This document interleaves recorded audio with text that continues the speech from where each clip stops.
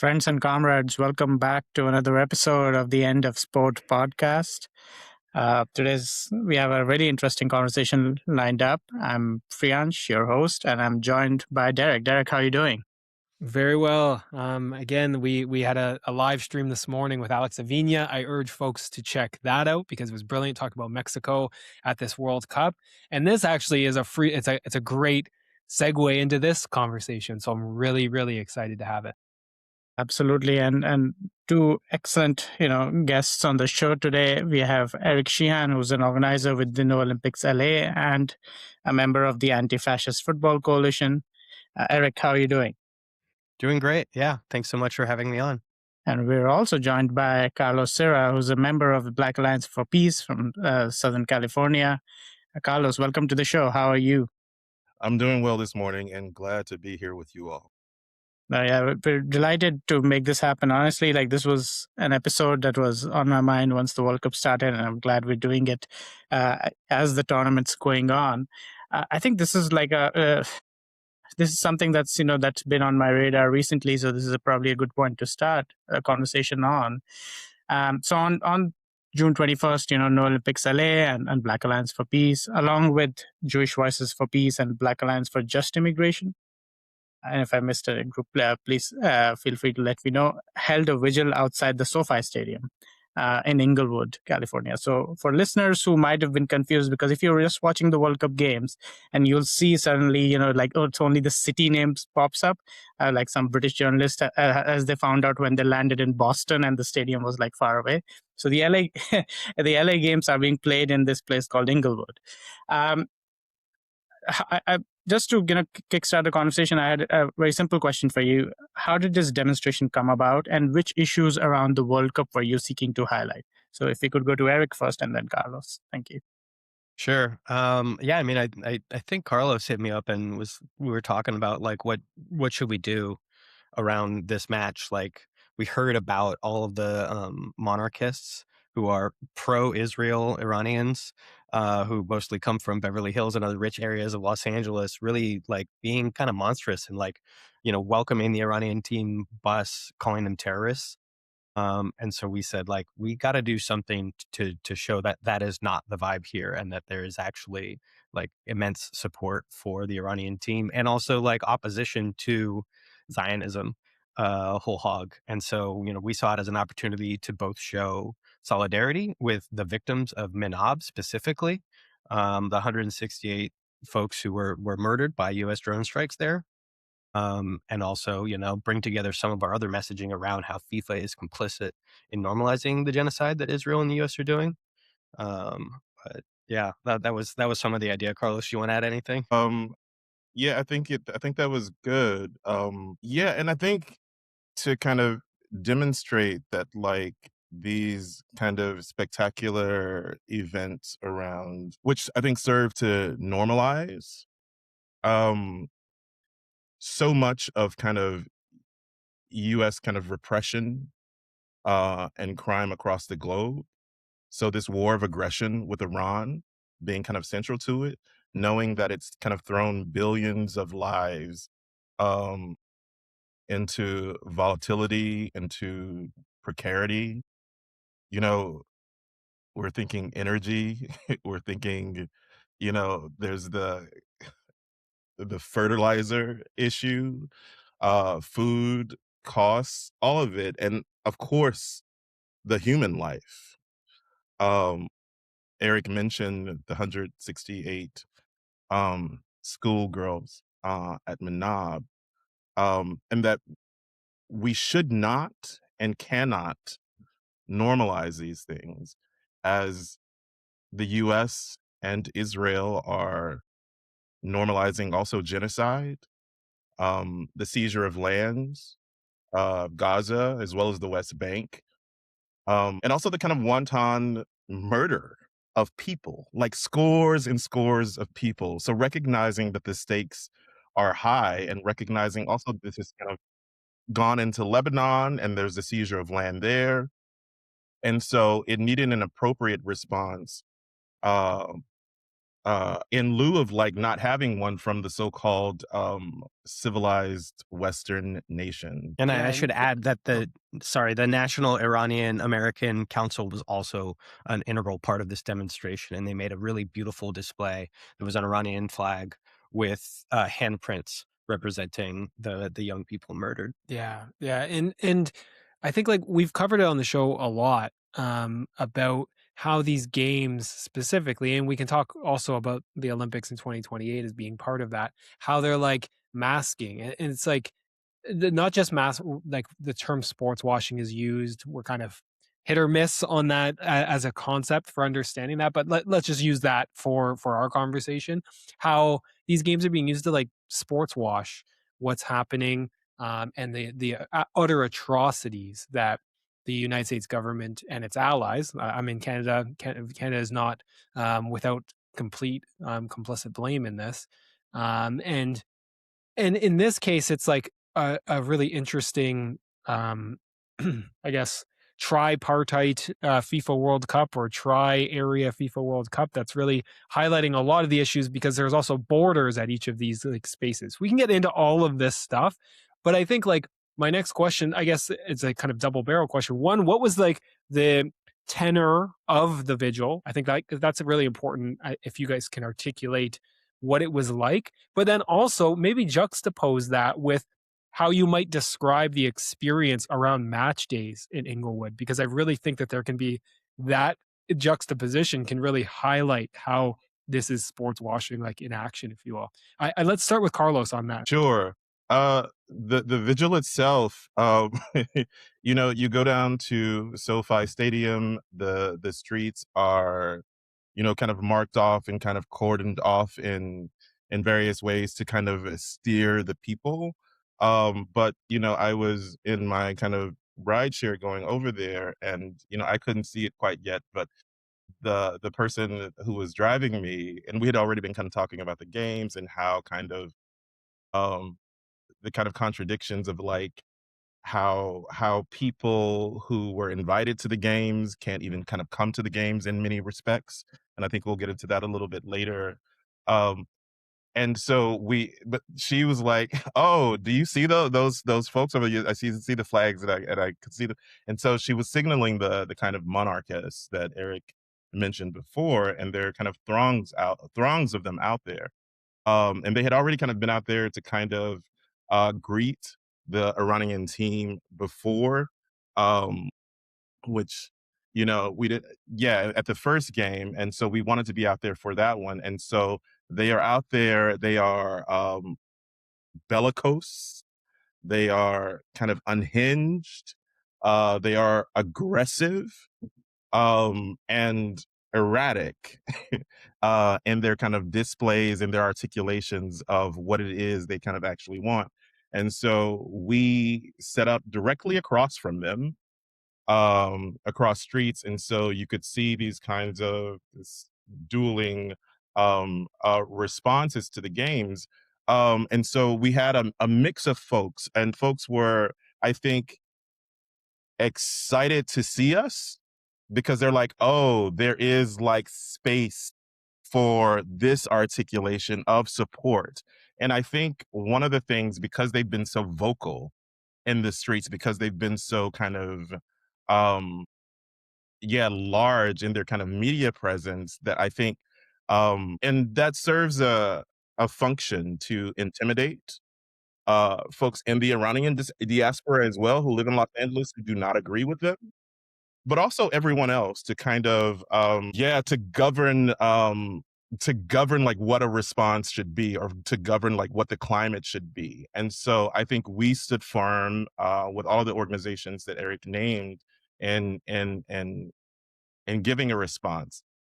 And I'll speak to the second part of your question, which is like Inglewood itself. We went over on the first day of the games,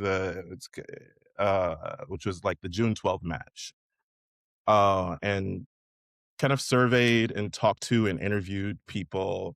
And the first things are first, that like the Wood Cup was a kind of offering a paltry and pathetic offering for residents of Inglewood who can't afford to go to the games. Yeah.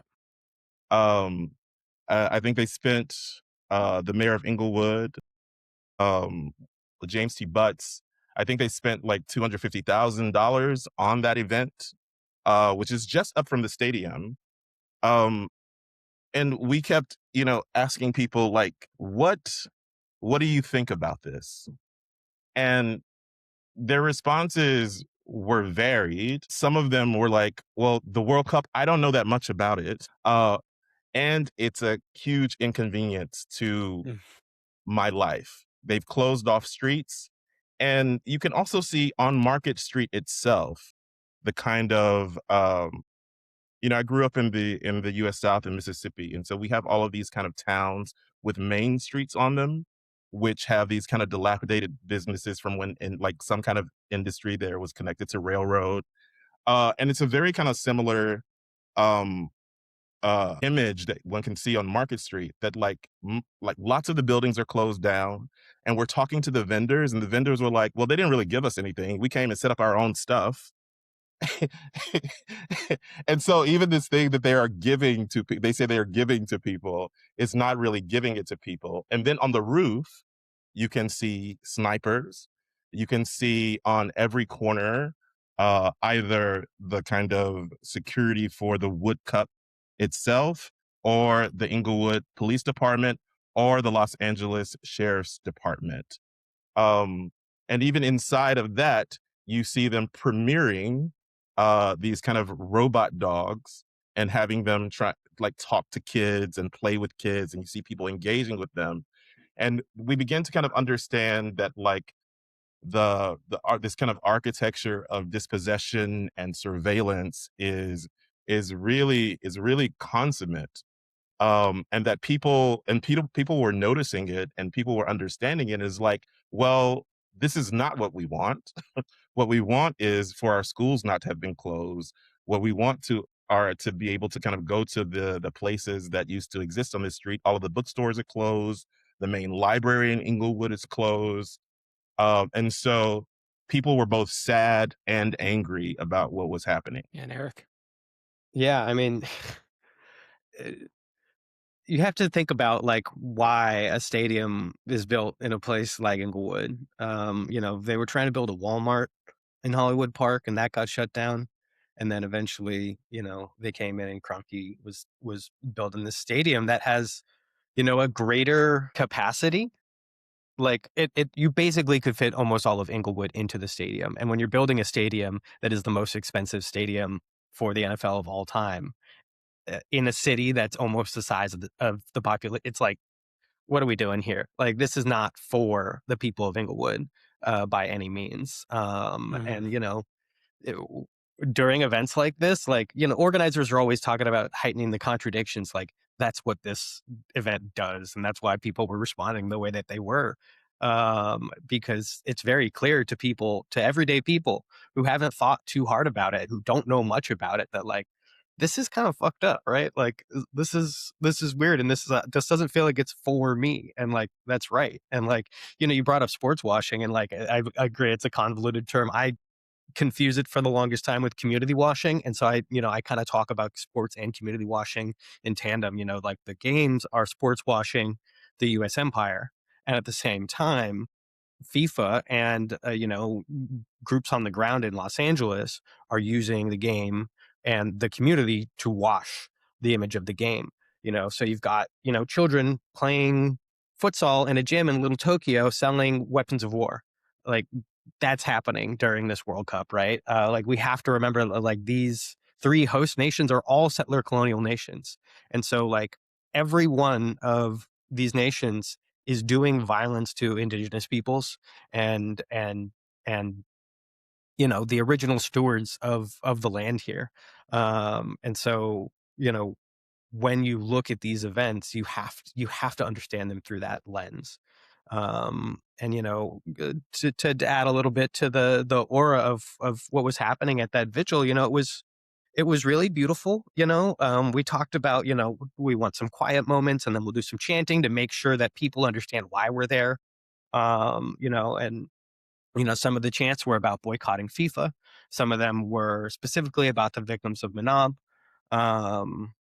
Someone read, one of the NIAC members read some poems that were written in the guise of some of the murdered children, and they were really moving and touching. And so there were moments where, we were almost coming to tears. And then at the same exact time, you have monarchists who are shouting, these are paid protesters, and why is that Mexican woman protesting for Iran, and like just outing themselves, like telling on themselves for the racist, disgusting ideology that they hold.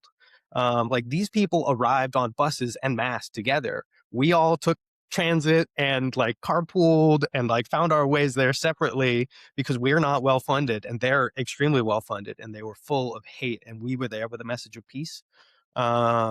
And it was really beautiful coming together of 5 different groups and a lot of different folks who wanted to show their support. And we had a big beautiful banner that was kind of based on something that the Iranian national team has been doing. They've been wearing these pins that have 168 on it, and they have this backpack with wings, and it says 168 on it. And so one of our members created this beautiful banner to represent that, and it was a really beautiful gathering. Yeah, and I'll Go ahead, add Carlos. Yeah. one thing there. I think also to kind of go back to the kind of Walmart piece, I think it's important to note that like no one in Inglewood asked for this. No one asked for that stadium. No one asked for the Intuit Dome. No one asked for any of it. And I think if we are to think about Inglewood kind of historically, like they actually organized to kind of beat back that Walmart, so that Walmart wasn't actually able to proceed. And so those 60 acres were ushered in, and in completely non-democratic ways, in ways that the community said no to. In fact, the community gathered upwards of like 20,000 signatures prior to this happening, which were not honored. And so I think if we're thinking about primitive accumulation and dispossession and gentrification and all those things, I think we have to kind of think about like what are public lands, who are public lands for, and like what are the processes, and who are the architects, which is the kind of billionaire class, the LA kind of sports commission, the billionaires, Kroenke, Ballmer, and others, in collusion with public officials like James T. Butts, like the Inglewood kind of city council, who usher these things in and don't allow people, refuse people, and thwart people actually saying anything to kind of really counter it. And so I wanted to uplift that kind of history that people have been fighting against these things, because I think that's important to name as we kind of continue these fights against kind of wholesale expropriation of like our lands. And thanks for doing that. Actually, that also brings me to the question I wanted to ask, is that one of the motivations for, like organizing this conversation today was that to learn, and I think like especially for our listeners to appreciate like one major necessity, but also the challenges of like, how do you bring multiple groups together, and how, say, maybe an event like the World Cup may provide that opportunity. So, just speaking from experience of, and maybe Eric can also add, some ideas about how the Anti-Fascist Football Coalition came together as well, um, uh, with, with relation to the World Cup.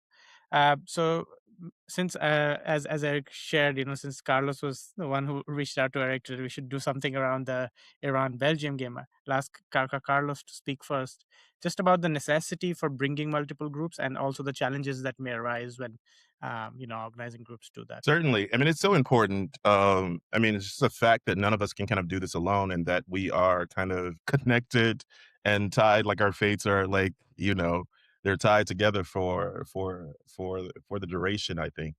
And so Black Alliance for Peace Southern California launched our campaign, Defeat the War Against African People in Southern California, like last May.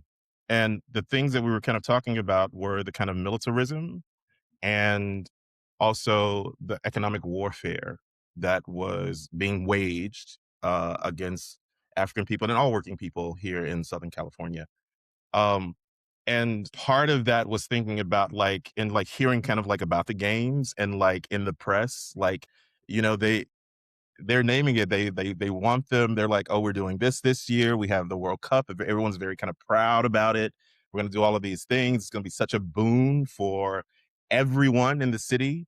And like hearing about that and recognizing that, and I think it was through one of our comrades that they connected us with the NOlympics Coalition, which has been in operation, I think since like 2017, 2018. Eric, you can kind of correct that.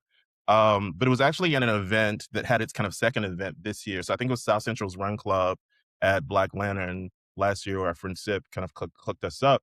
And we met with them kind of November, and it was a tremendous amount of kind of a body of work that had been done, a tremendous amount of analysis that had been done by No Olympics Coalition. And so, yeah, we thought it was important to kind of join that force.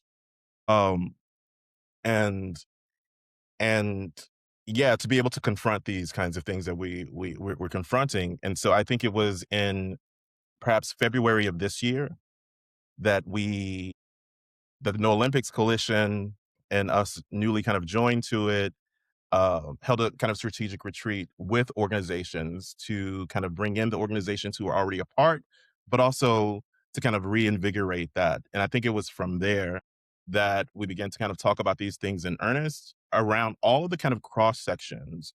You know, Eric talked about raising the contradictions. They are ever present across everyone. It affects everyone. So in terms of surveillance, if we're talking about houselessness and sweeps, you know, we saw Gavin Newsom, you know, preemptively moving through Los Angeles, stealing, thefting, sweeping kind of houseless people of their property. So I think recognizing those things, recognizing that there was a huge kind of anti-imperialist component to these, that these are kind of global games, and that our response needs to be as robust as the architecture of the kind of billionaire class. Yeah, and I guess to add to that, you know, No Olympics has always existed. We were formed in 2017, as he mentioned, as a coalition of 27 groups. And we've always existed. And the reason that I joined the group initially was because I saw an opportunity to bring together what seemed like disparate struggles. I saw under the umbrella of what the Olympics would fuck with an opportunity to connect people who are already struggling against all these things, whether that's, you know, policing and surveillance or immigration enforcement or housing and homelessness concerns. Like all of these things are being fought in every corner of every city right now. But like this is a way to kind of unite them under one umbrella. And you know, No Olympics has, you know, spent a lot of time like trying to analyze these events and understand how like, you know, capital and colonialism and racism all kind of merge together with this like state violence to put on these mega events. And you know, in the last 2 years, you know, we have been actively expanding the coalition for the first time since it kind of started. And so now we're 40 plus groups. You know, that retreat we had early this year had 75 people all talking about, you know, how this might affect, you know, their work with unhoused folks, the mutual aid work that they do, the Ice Watch kind of stuff that they're doing. You know, all of these different events are pushing us to form these bonds and connections to protect ourselves because we realize the government is not going to do it. Um, and so, you know, around the same time that we linked up with SoCal BAP, I was on a webinar hosted by Sports Scholars for Justice in Palestine, and a BAP member from a different state was on there talking, and we linked up, and you know, they told me about this group that was forming, and so I started joining these weekly calls, and you know, it's been 7 months now that I've been engaging with folks all over the U.S. As part of the Anti-Fascist Football Coalition. You know, we have active groups in all 11 U.S. host cities in Toronto, Vancouver, and Mexico City that are all organizing stuff and coordinating our messaging and our ideas and learning from each other and growing with each other. And it's been really beautiful to be a part of that organizing. And, you know, we aren't going to stop. when this World Cup is done, because we got the Olympics on the horizon. And I was a bit surprised and moved, to be honest, that like all these different groups that were organizing around the World Cup were like, hey, what are we going to do for the Olympics? We need to do something. And this really, wonderful idea came up. Like, we really should be calling for a boycott, not just of FIFA, not just of these mega events, but of the U.S. whole hog. In the same way that BDS around Israel and South Africa happened. Like that's what we should be calling for as residents of the belly of the beast. Like, this is our responsibility. And so we're exploring what that looks like and how we can build bigger structures to push for a full boycott of U.S. imperial corporatism. Yeah. I think with that, I think it's important to kind of name also that, like, even with the retreat itself, like recognizing that even this articulation of resistance that we are in is part of a kind of longer struggle of resistance against these kind of spectacular games. So, part of that retreat was looking at like what happened in Rio, what happened in these kind of prior games, what happened in Paris, and really kind of utilizing that knowledge and bringing it forward, but also kind of being in conversation with those folks to kind of move forward what can be stronger structures if we are confronting fascism, as we see kind of daily kidnappings of people, as we see the murder here domestically by LA Sheriff's Department, Inglewood PD, LAPD kind of constantly. How do we kind of put these things and continue to put these things in the same conversation, and also learn from each other and disrespect the kinds of uh, the lines or the borders that U.S. empire has constructed for us? Yeah, and I think in the case of these mega events, like I think everyone in this room would agree, but for some reason it's very difficult to get other folks to agree or to understand the depth that governments that are local, all the way up to federal, all the way up to the imperial core, will go to use these events and as a way to kind of mask the socializing of costs associated, like make it seem like, oh, like these events are going to be amazing for everybody. They're going to bring tourist dollars, all this stuff. So we need to pay for all of it and then privatize the profits as part of the capitalist machine. But then also, as you're both pointing to, it goes beyond profit. It's about settler colonial dispossession. It's about displacement. It's about taking people out of their homes and building something that you can create further profit on.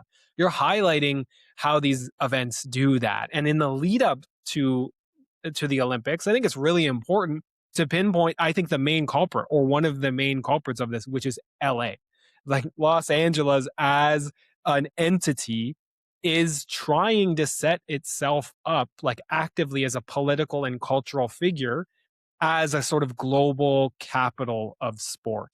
So I'd like to ask you both, and we'll start with Eric here. How has LA set up kind of the branding of itself as a global capital sport? And I think most importantly, what are the consequences of that? Sure. Yeah, I mean, when Eric Garcetti was elected mayor, I think the first thing he did on day one was say, hey, let's bring the Olympics and start that ball rolling. And whenever an Olympics comes or a mega event comes, there are actors that are both politicians, corporations, whether that's security companies or private equity, finance, all those kind of groups. They're all itching to use the games as an excuse to do whatever they want. But here in Los Angeles, we specifically have a group that Carlos mentioned earlier, the LA Sports and Entertainment Commission.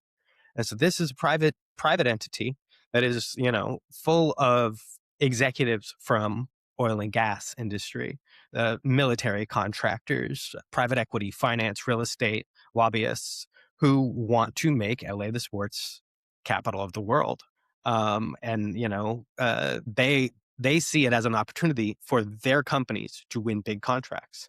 And that's why they're doing it, first and foremost. It's about the militarization and privatization of public space, the state of exception that comes in with these events and allows these powerful actors to engage with the good vibes of the game and get wins that they would never be allowed to have if not for this special one-time event. But there's a lot of talk about like, well, why don't we just pick one city and they will be the host of the Olympics forever? And LA's already built to host. Why don't we just make it there? And like, that's obviously something we have to oppose. And, part of what Carlos was getting at is like, we're trying to build a coalition of groups that will exist beyond the Olympics. We're part of the No Olympics Anywhere movement nationwide, or not nationwide, worldwide. We have partners in Japan, in Korea, in France, in the UK, in Italy, in Rio, like all over the place. Even like we've met folks in Jakarta and Hong Kong who are all interested in figuring out how they can reject these mega events. Because of all the harms that they bring with them. And so, we want to build an LA that is strong enough to say, actually, FIFA, go home, don't come back. Olympics, don't come here. You're not welcome here. We want the city to be inhospitable to these kinds of events, because they don't serve us. The fan zone that I was at last night, handing out stickers and zines to folks to try to explain why, we don't appreciate FIFA. Most people get the vibe already. You hand them a pretty sticker and they're like, yeah, I know what, but tell me a little bit more about it. And so, we go into it. But, one of the city volunteers who was there, he had a survey and he was asking me questions from the survey. And one of the questions was, did you know that Mayor Karen Bass organized this party for you? Which like was so telling for me. And then the rest of the questions were like, would you come to another event for the Olympics? Would you come to another event for the Super Bowl? And my answer to all of those was like, yes, to hand out stickers and zines telling people why this is so fucked up. One of the questions was, would you like a more corporatized event? Would you like a quieter event? Like it's, these people see it as an opportunity to get done what they want, and, when it was announced that LA would host the Olympics, it was announced as, a city that was built to host. But at the same time, we were told that we had a hotel shortage crisis. And like that perfectly encapsulates kind of this issue. And one more thing about the LA Sports and Entertainment Commission, they are in bed with, they have a great partnership with this company, Archer Aviation. And Archer Aviation creates air taxis that will fly rich people over the poor people, so they don't have to see them and interact with them in any way on their way to the venues. But Archer Aviation, they're also the sponsor of the World Cup. They're also a sponsor of the Super Bowl, and these aircraft are not yet certified to fly in the United States, but they apparently will fly for LA 28. And once these aircraft are certified, they will be adopted by the LAPD and they will be adopted by the US and Israeli militaries. I mean, Archer Aviation is literally partnered with Anduril, which makes deadly drones for the US and Israeli militaries, and Palantir, who does data analytics to help those drones target people in other countries. So like literally, like earlier when I was talking about the kids playing futsal in the gym being used to sell Archer Aviation, like they're selling partners of people who make weapons of war that do mass destruction throughout the world. It's an absolute nightmare. And so we need to create a resilient community that can say no to these kind of things. Yeah, and I think to kind of to follow up there, Inglewood is a city of like about 100,000 people, and has been historically Black and Latin um, neighborhood. Um, the Black community has gone down upwards of like 15%. We're talking about schools, upwards of over a dozen schools have been closed in Inglewood. And at the very same time, and this is just a couple of months ago, the Inglewood City Council, along with the mayor, um, pushed through this surveillance package with a company called Axon, which is formerly kind of Taser International. And they roughly kind of produce, I think, 90% of the stun guns that U.S. police have. Those also go to Israel. They also go to Border Patrol. They also kind of create kind of counter drone systems and drone systems. And so, yeah, I think it's important to kind of trace these relationships from the LA Sports Commission. So like, what are they actually trying to push through? They're pushing through greater and more surveillance, more comprehensive surveillance, that people have been asked for. And I think that's a larger part of this apparatus of like, why boycott? Okay, so like, as BAP, we were like, okay, like move the games as part of like, our kind of North-South projects, people-centered human rights, like move the games. They didn't move the games. And so like what now? Okay, boycott the games. And to Eric's point, like how do you make a city inhospitable to these kinds of games? Um, and I think beyond that, because the stakes are so high, and because if we begin to kind of trace the political economy of like these companies and their relationship to the masses of working people who live in these cities, we begin to see that um, there is a project of increasing mass surveillance, increasing repression that is not dissimilar to what they are doing across the globe in both the Middle East, but also portions of Africa and also Haiti. And so I think it has also provided us an opportunity to make these kind of greater connections between these kinds of systems, these kinds of policies with the things that are happening on the ground. And I think that's what we want to continue. And I think that steads us better. And I was thinking about it like this whole kind of forever games nonsense. Even if they can't do the Olympics every year, they'll invent games. One can imagine. I mean, we just saw on the kind of White House lawn the kind of dastardly uh, shit show, for lack of any kind of better terminology there, of the UFC. And you can imagine like a UFC extravaganza in SoCal at the Intuit Dome. It's going to go on a week here, a week there, and they will increase more and more of those.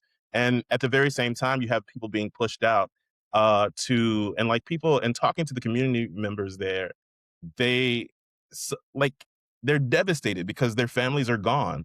Their families have been pushed out to the high desert. Their families have been pushed out into places. The rents have gone up in such a way that they can no longer live there. There's one kind of hospital that serves this whole community. And so I think continually making those connections between the folks who are kind of most affected by these things on the ground and the political actors who are facilitating greater and greater dispossession, I think is the work of all of these coalitions, and building structures and fortifying structures so that we're better able to kind of defend ourselves. So defend against ICE, defend against these policies, but to defend ourselves comprehensively against the kind of increasingly more and more kind of repressive fascist state. Yeah, no, an absolutely necessary task as well in front of us, especially leading up to the Olympics. And like, just wanted to, kind of narrow our horizons and, like really focus on this very stadium outside which you held the vigil, right? The SoFi Stadium, just set to host the opening and closing ceremony of the LA 28 games. I think it's also going to be the venue for swimming and athletic events. One thing I've really been struck by is international visitors' reaction to the stadium. They cannot quite fathom that something like this exists, especially with it, being a covered, air-conditioned stadium, which is not the kind of experience you have anywhere else in the world. And this may seem like a great sell to, say, people who have like huge wads of cash, but actually it kind of mitigates your one's own relationship with a sporting venue, and we can have, I'm sure we have plenty to say about that. But really, like, its opulence is kind of serves as this as a mystifying element, right? Like, because what it's hiding is that there are these, Inglewood had a very different history, and it's now trying to present itself quite differently. Could you actually share with us, how this particular venue came about? This is SoFi Stadium, and the stories of exploitation, displacement on which it is built. If you could start with Carlos this time. Yeah, I mean, I can try to trace some of it. I mean, we talked a little bit about the kind of the Walmart was there, so it's 60 acres of kind of prime land there, and uh, the kind of billionaire class, and I think it used to be also like a racetrack, and so people have been really trying to kind of figure out like what to do and how to best take advantage of this prime kind of piece of land that sits in inside of kind of Los Angeles County. And I think to that end, there was a real kind of push after the kind of City of Champions Walmart play to use sport as the kind of push through. And everyone knows everyone loves sport, and so I think the owners for that, and and I think is also have to say that this also um, the kind of SoFi Stadium began to happen under Garcetti, well, not even under Garcetti. The SoFi Stadium was rebutted and like organized against by the residents of Inglewood, upwards of 20,000 people in the community. Um, and so I think it's like the County Labor Federation referendum signatures, which forced a kind of public vote on the stadium, which did not yield in the people's favor. Um, and I think also Newsom, or the governor's house, and the mayoral all kind of fast track this. So there's also this kind of what's called the Intuit Dome's environmental review. They shorten public comment on all of these things. They shield developers from it. And so there were all these kind of carbon lawsuits that were part of this. And so people don't know. So there's SoFi Stadium, there's the Forum, and then there's the Intuit Dome. And lots of that will kind of like take place in the kind of upcoming Olympics. And so all of this was kind of pushed through, as I said, without any kind of public comment, with like lots of corruption there, lots of lawsuits, with no one really being kind of held. Federal fraud investigations due to some of this stuff, as well as because one of the owners of the Clippers in particular, is his name is Ballmer, and he is one of the folks who is kind of instrumental in this, and is one of the folks under kind of has been under federal fraud investigation um, around this kind of scheme. So they're supposed to plant all these trees in Inglewood. So like all of these things, people are always supposed to get all of these things that come to the neighborhood. You're supposed to get these things. They're supposed to plant all these trees. They're supposed to offset carbon by X amount. And like none of this happens. And then after the fact, people are like, oh, it's just okay.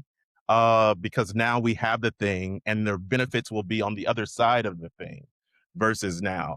And so all of that is, I think, in the soup of like how kind of SoFi, Intuit, Forum, that whole kind of 60-acre kind of space like comes to be.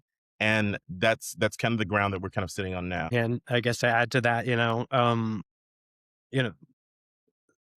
votes for stadiums sound like, oh, that's a good idea. Like we should see if the people want it. But like there are always going to be a host of people that are like, I don't give a fuck what happens to the people in that area. I want a big fucking stadium to go have fun at. And like that's what SoFi is. Like I have friends who have had a lot of fun at that stadium. I've not personally been.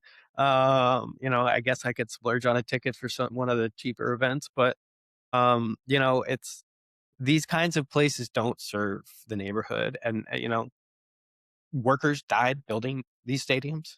But I think the perfect encapsulation of what this stadium means to Inglewood was actually presented by Mayor Butts when he was talking about pushing it through. Mayor Butts of Inglewood, forgive me for bringing up Star Trek, but he likened the stadium as the Genesis Project, which is a device, or the Genesis device, which is something from one of the movies that would take a barren planet with no life, devoid of any excitement, and create a beautiful life on it. And like, if that's what the mayor of Inglewood thinks about this kind of thing, like, what does he actually think about Inglewood? Like, he thinks it's devoid of life, and he thinks it needs to be revitalized. And the way that capital revitalizes is by extracting. We see these divestment investment cycles, which are so popular around the world, where they've been exported everywhere. Because investment can come from everywhere. Investment and capital have no borders, but our cities are they're where they're at, and when you build a stadium in a city, you build a border. Stadiums operate a lot like borders. just like airplanes. You can see the class dynamics very clearly at play here. There is a line over which you cannot cross unless you are surfing. And so, a lot of the folks in Inglewood who have experience at SoFi are working in the stadium. And if you think about what happens outside of those borders, right at the edge, you have a host of wonderful neighborhood restaurants and different kind of markets that are seeing their sales go down drastically on big days. I'm a big fan of getting Jamaican patty at a couple different spots right next to the stadium, and you go talk to those folks, and it's not good for them. The stadium generally is not good. Not only does their income go down on event days, but they're all at risk of being removed so that Mayor Butts can build a big bus terminal. Even though SoFi Stadium is surrounded by parking lots, there's no need to remove these businesses and replace them with buses. And that project is in the air. And so, these small shopping plazas, the landlords aren't renting the spaces out to new people because they're worried this whole thing might get pulled out soon enough. These events are destructive to cities, and they talk about all the business benefits, but like, people zip into LA, they land at LAX, they spend their money at the Hilton Hotel right near the airport. They come into SoFi, they experience an event, and by the time they get into SoFi, all the money that they've already spent in the hotel, at SoFi Stadium itself, in the city, in the county, has already left. That money leaves the area before they do. These events they're not economic boons by any means. Yeah, and I'll just add to that. I think one of the kind of grislier kind of consequences to these things. So, as like in collaboration with kind of No Olympics, we've been going to like a few events in kind of South LA, and so this is both Inglewood and kind of South LA. More broadly, yeah, if they are kind of creating these kind of cordoned and bordered zones around these events, they also kind of operate internally inside the events as well. And so just a pattern that I'm noticing, and the thought has kind of occurred to us, and sometimes it's like, okay, we've been at kind of 3 separate events, all non-political events, all kind of cultural events, tied to the games themselves and or kind of Black social life in Los Angeles. The first one of those was the one of the groups in the coalition, South Central Run Club, hosted a run in Watts. Beautiful event, 200 runners out, few tables up, people being in community with each other. Who do you see but the but the pigs, but the police? Shut the DJ down, shut this shit down. Then we see in Inglewood at that kind of World Cup, at every corner, some kind of police official, monitoring, surveilling, figuring out how kind of people go, snipers on the roof.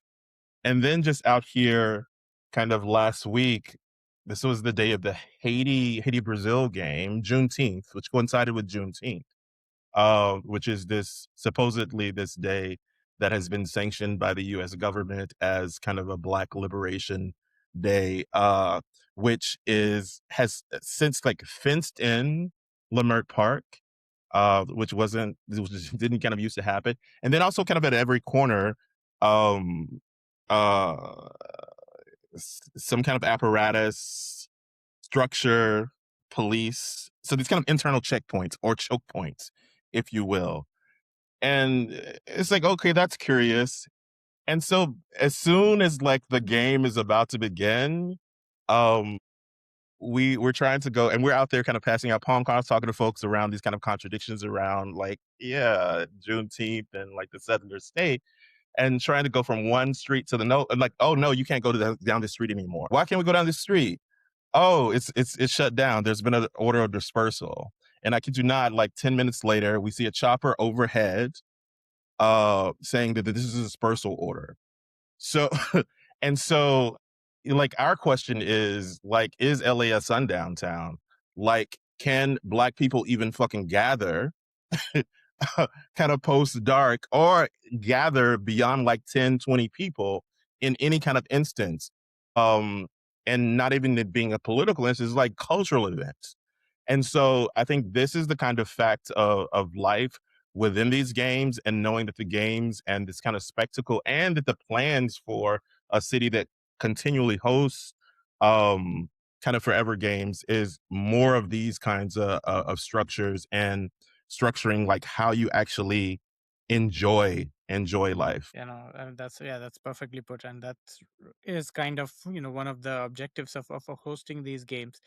Uh, on the subject of like SoFi Stadium, I can't let Eric pass the opportunity to shit on Stan Kroenke. Like, this is, I mean, our Arsenal hatred has to win out. Another of our stated policies on this podcast, because he's right. I mean, this was a news item that appeared, I think, at end of May, where he's now demanding $400 million from Inglewood City for apparently, as reimbursement for the improvements that he's made to the property and its surrounding areas.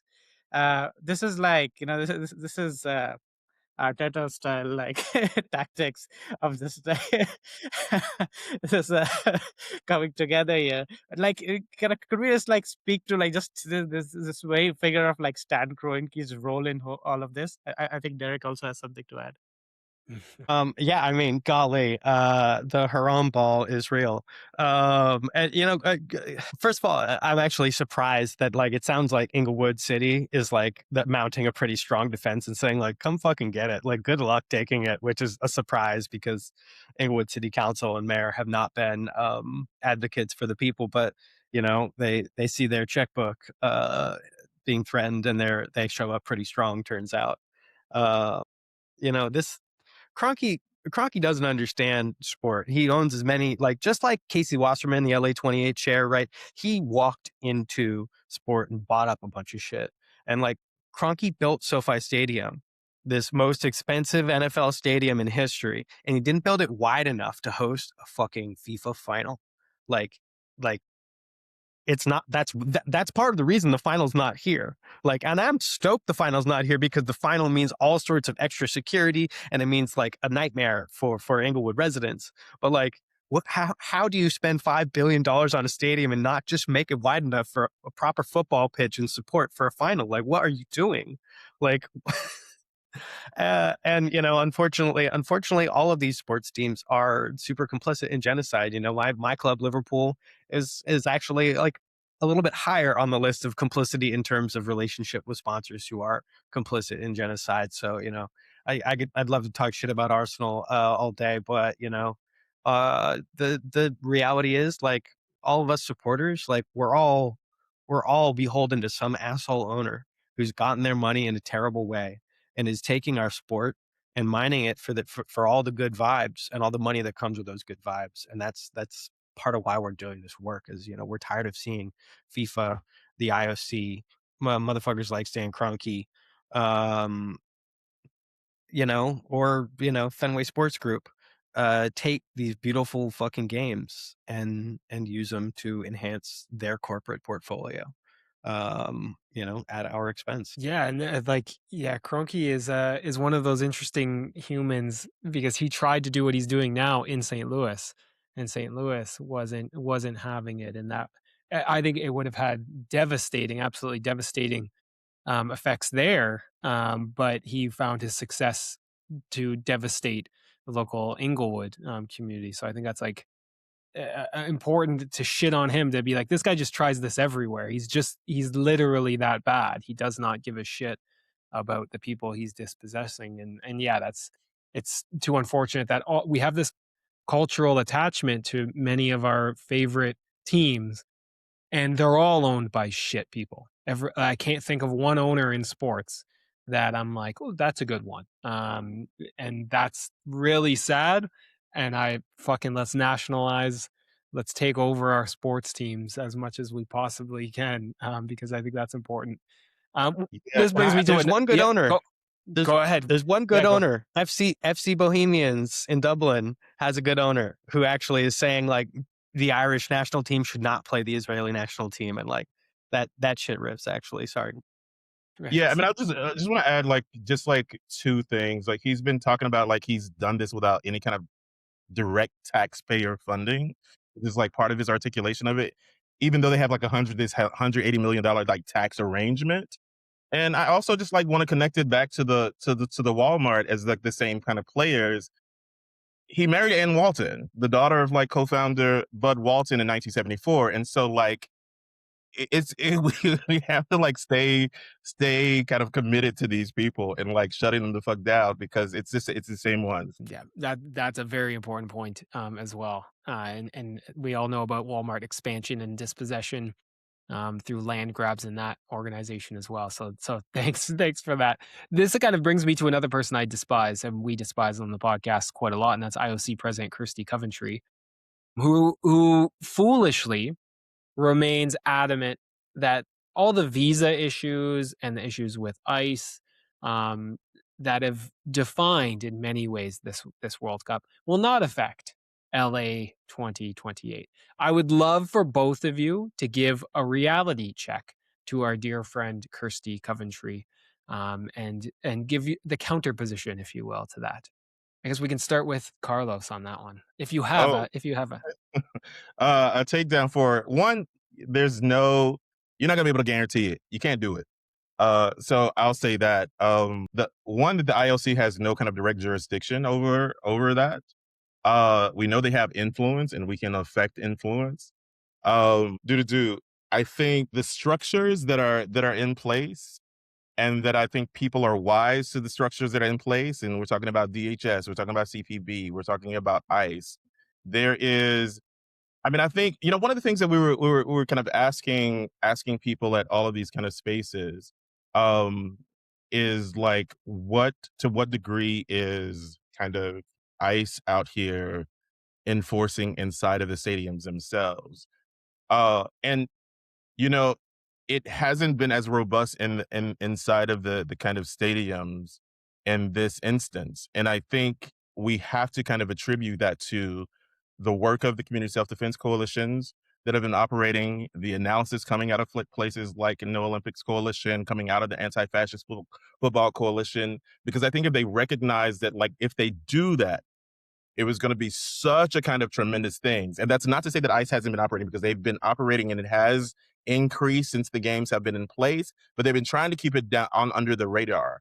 And so I think all of those are, I think, signals to Coventry that like that her plans aren't going to work in Los Angeles, because the structures are getting stronger and more sophisticated and more organized, and with things like this, a boycott. And I think people like, why boycott, or like people going to like boycott the games is such a difficult thing, but like what, how do we kind of measure the success of the boycott? Are we kind of raising the contradictions in such a way? Are we connecting a kind of global impulse around like who should be hosting the games, but also, as to what you said, Derek, like to whom does sport belong?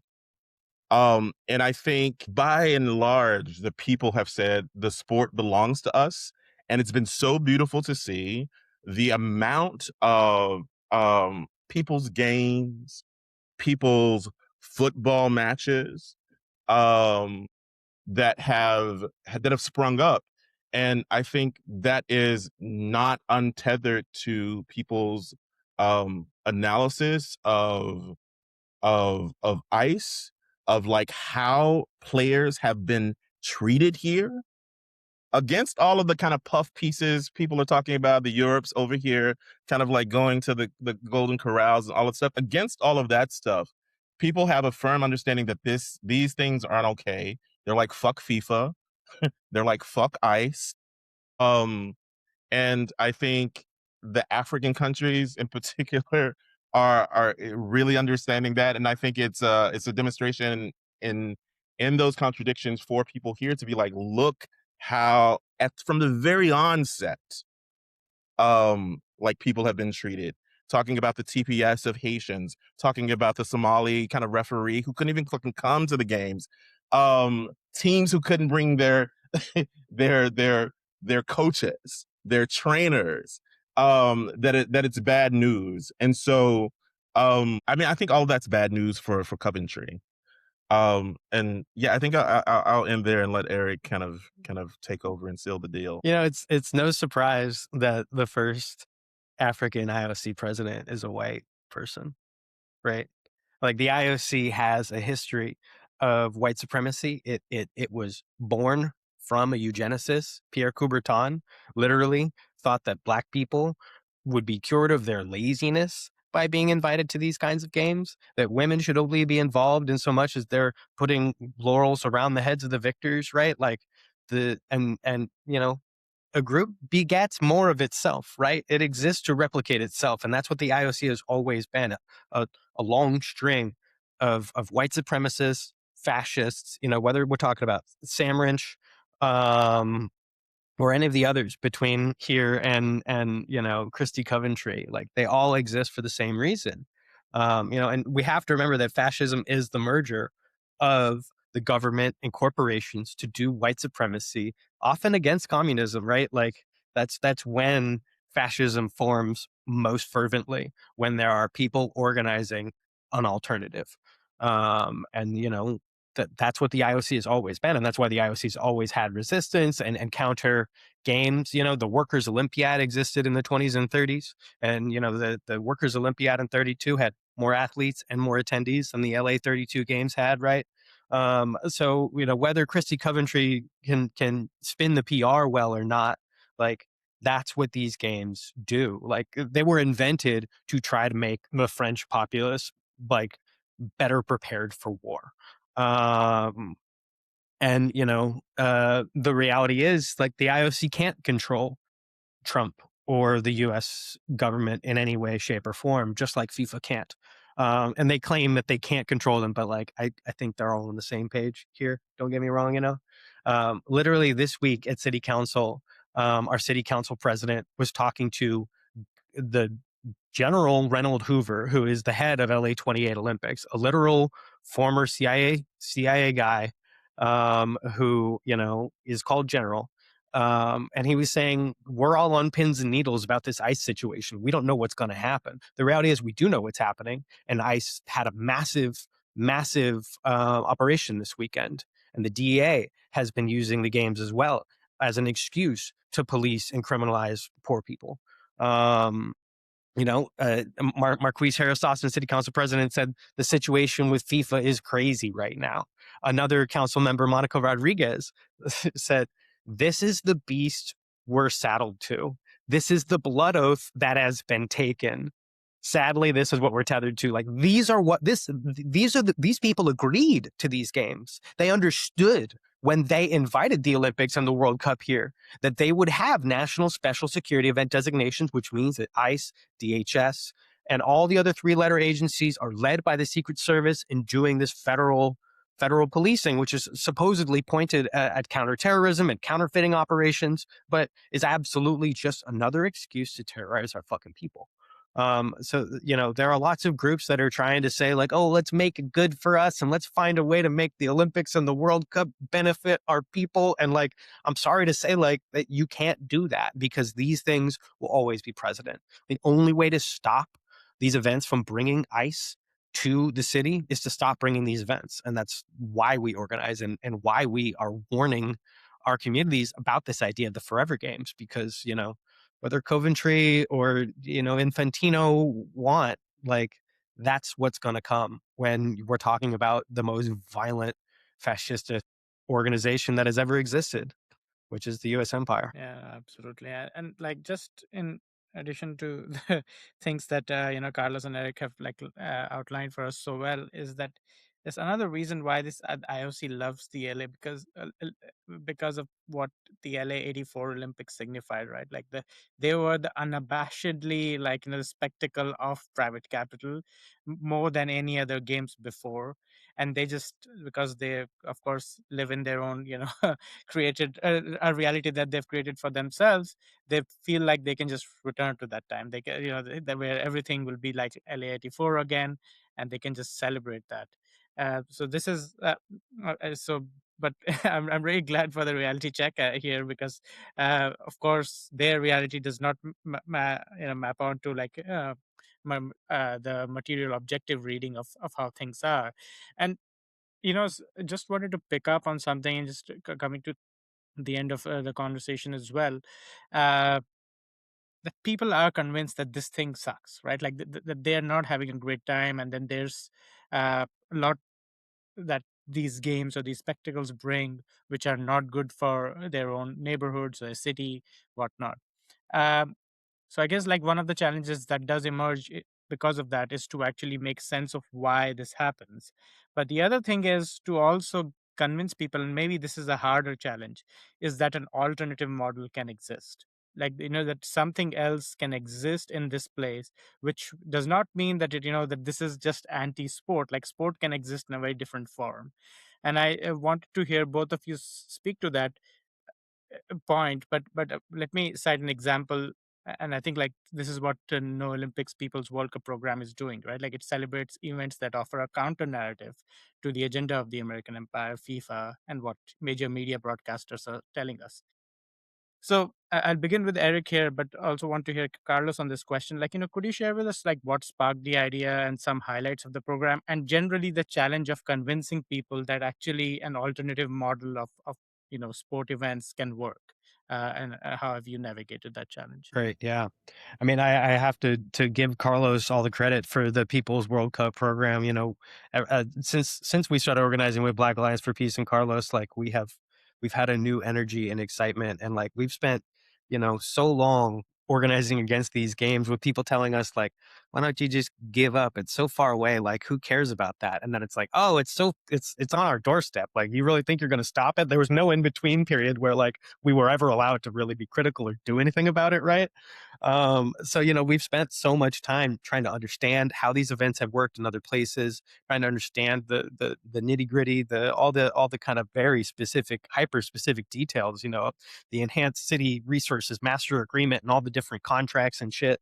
And so we spent a lot of time spinning our wheels, and after our retreat, there were so many people excited to like do activities that are athletic and try to kind of like seize back this idea of sport. Like, football should belong to the people. Sport should be a thing that everyone has access to. LA parks have like we're funded at like $93 per person, whereas like most big cities are funded at like $280 per person. Like, we don't actually have access to sports. Some of the football groups that we've been working with, they said if they lose their permit, they won't be able to get another permit for 2 years because every football field is booked up. And that's the reality here. And Carlos was like, well, should we put together some sort of program? And he came back the next week with this beautiful document all laid out, like the People's World Cup program and all these different points. And I was like, we're all blown away by it. We were like, all right, let's fucking go. And eventually it kind of turned into, we realized like, we're not going to be able to organize enough events to fill out that shit. So like, why don't we just include any alternative counter programming that we feel like will be addressing some of the political concerns we have and bring people the joy that they're looking for, because people are having a good fucking time at this World Cup in LA. Because people always like the circus has got to keep going right through the apocalypse, right? That's how you justify the fascism, is by the circus. People have to have fun and enjoy themselves, and people are enjoying themselves. But we have drawn out a list of events and helped to boost and publicize other events that we want to drive people to, that we think, actually understand the reality and are celebrating humanity in a way that is not corporatized, not privatized, and not increasing the militarization of our city. Yeah, I'll leave it to Carlos. Yeah, I don't know how much I have to add there. But I think what was, I think, crucial at the retreat in February is that we did a kind of Mystica's kind of grounding exercise, and we kind of looked at other places, Rio, kind of South Africa. Like, what did they do? Like, what was the response? And seeing like how many kind of sectors and folks were kind of engaged in the room, like how do you then begin to kind of, yeah, like begin to kind of program some of that, and also recognizing that people are already kind of doing stuff in these pockets. And so like okay, how do you kind of begin to kind of cohere these things? And also kind of, I think, talking with the kind of Anti-Fascist Football Coalition, knowing that things were happening across the kind of 11 cities in the US and Canada as well. Like, what does it mean to kind of amplify our modes and our methods a bit more so that we're in better standing to kind of fight the long fight. Um, and yeah, I think it's also kind of important to say that the program exists through the games and it's taken on a lot of shapes.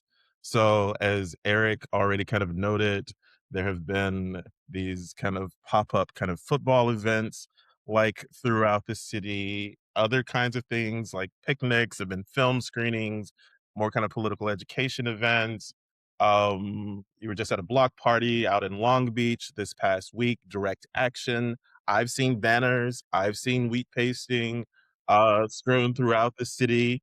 Uh, all of those have been really excellent. But that also that like those things don't stop. That this is a phase of the counter programming itself, because as much as well, one, we have to kind of grow. And like, how do we kind of grow? We need to kind of talk and continually kind of to talk to and engage the masses around this. And one of the things that I kind of recall from early on in like meeting with, uh, maybe it was our first meeting with No Olympics Coalition, and they were talking about, I think Eric, you all mentioned the relationship between like sports and policing as these kinds of things. So like, how do we kind of detether all of these kinds of things so that people have the sport and can kind of take pride in something that belongs to them and use their kind of taxpayer money to receive the benefits of it and not be kind of exploited from that. And so I think all of those are kind of beautiful articulations of that. And then after that, because I've been out in the streets and people are drunk and ribald and like excited about the games and all of that stuff. And I'm very interested in this space directly after the games when there's like nothing. Hmm. And like, what are you left with but the cleanup and the burden of it? And we know that they'll start like, it's just like, oh, we got the Super Bowl coming. And so like getting people excited for that, but like that people don't have to wait for that next event, that people can kind of create their own kind of next event, but also understanding like how these events work deeply and how they are tied to our geopolitics, how they are tied to war, how they are tied to surveillance and repression. And I think we really do kind of want to advance this kind of like boycott their games, boycott the US, boycott empire you're continually stolen from, reclaim it, take it back. And sorry to butt back in, but Carlos just reminded me of like the beautiful events that we were at this weekend, which were absolutely like the highlight of the People's World Cup program thus far for me.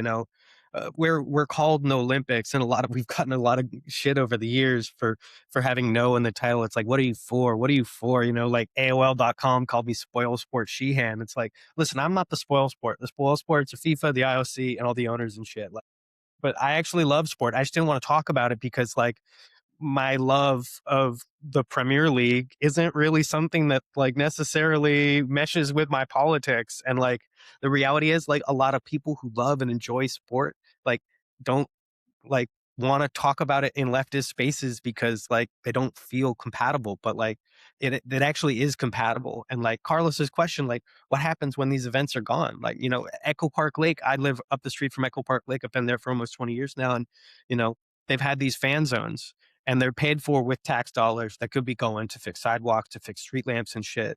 And like, they're a lot of fun. People have a good time at them. But what also happens at that park that doesn't go away when the World Cup leaves and when the Olympics are gone is the really, really free market that was put on by, LA Tenants Union of Echo Park Mutual Aid, and LA Street Care. And these groups are, some of them are part of our coalition. And what the really, really free market was a beautiful,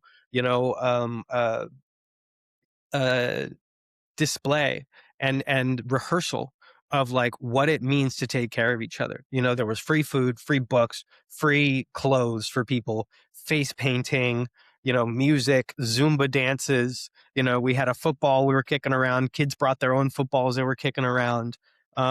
These were really, really beautiful examples of what we say yes to. And the really, really free market will continue. And this idea of like, oh, the government's not doing shit for us, but like we can organize something. We can spend a couple weeks before this event fundraising to buy out the vendors who are normally at the park and feed people and have a joyous time together without the pretense of this massive corporatized, you know, extraction of sport.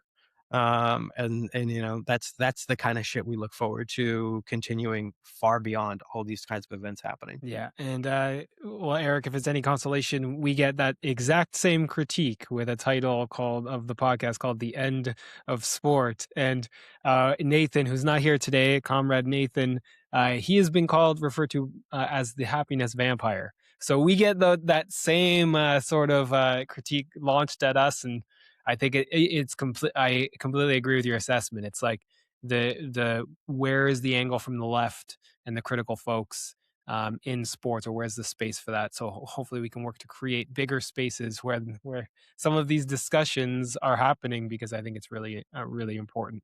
This has been a truly wonderful conversation, comrades. Carlos, Eric, thank you so much for coming on the show, and I think it'll be especially relevant as we move forward into the future of LA mega events. So thank you so much for coming on. Thank you for having us. Yeah, thanks so much. This was really fun.